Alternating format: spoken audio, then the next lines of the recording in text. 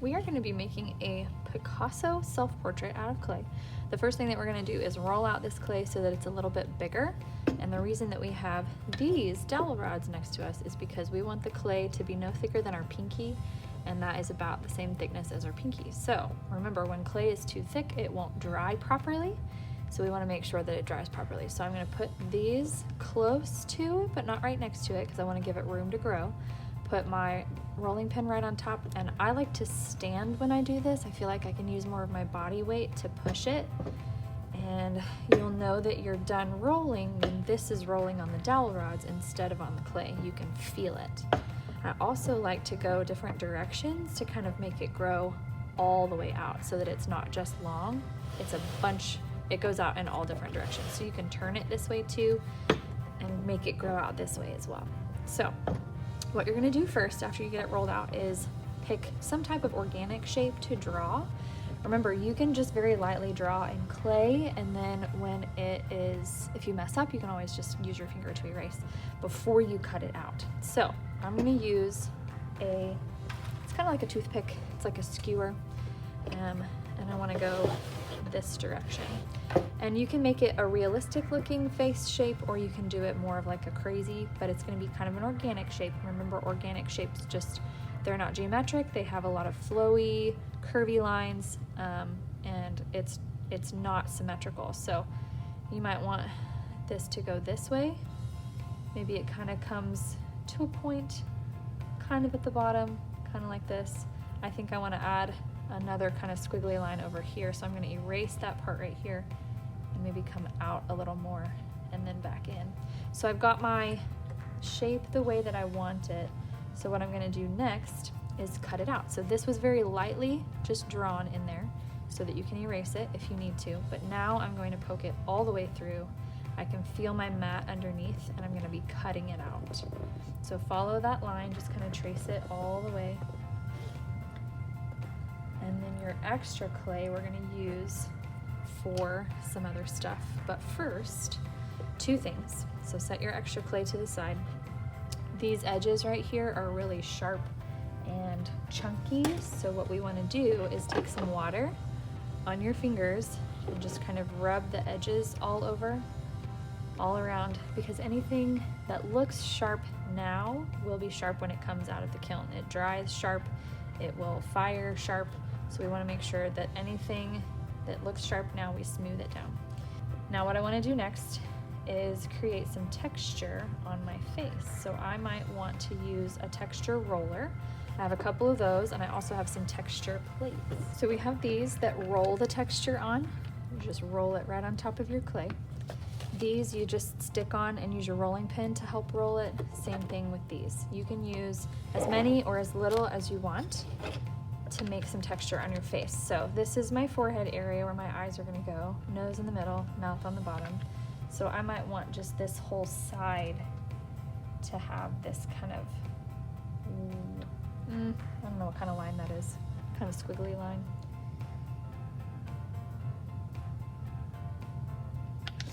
Those you kind of have to press a little harder.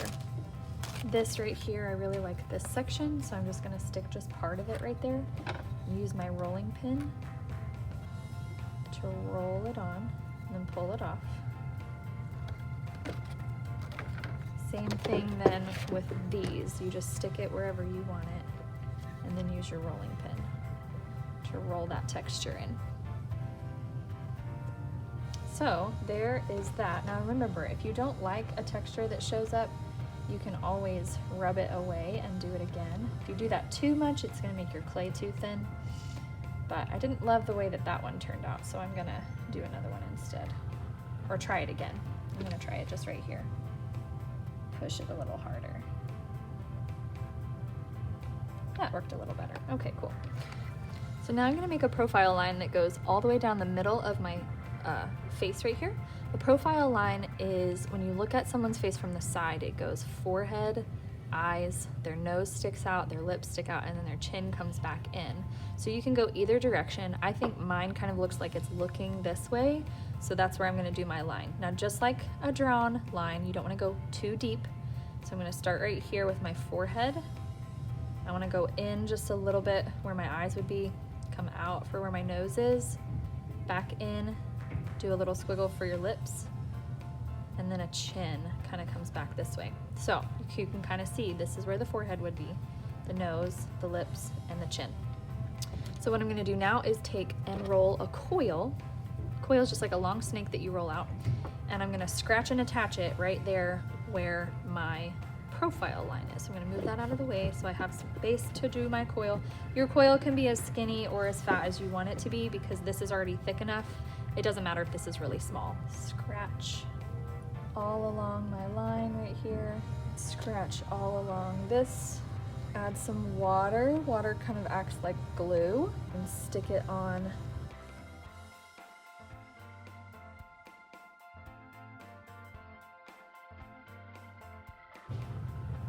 just like this. Now you can make yours skinnier than that if you'd like to. I feel like mine might be kind of thick. But then stick it on there, push it down real good and kind of wiggle it so it stays in place. Cut off that extra right there. Now, Picasso was a part of a movement called the Cubism movement. They were really tired of things looking realistic, so they wanted to be a little creative and make their creations have a little bit of more harsh lines and shapes and corners. So cubes have sharp corners, so cubism, that's where that comes from. So for your eyes and your nose and your mouth, you can do some weird shapes if you'd like. It's totally fine with me.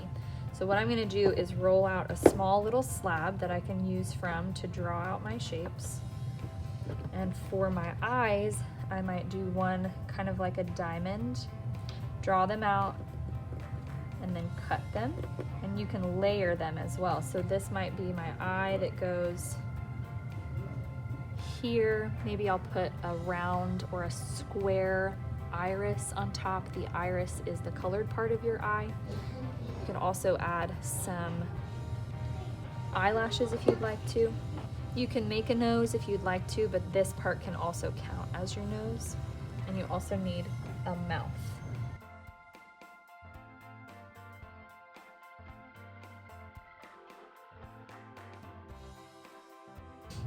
It can go sideways, it can stick off.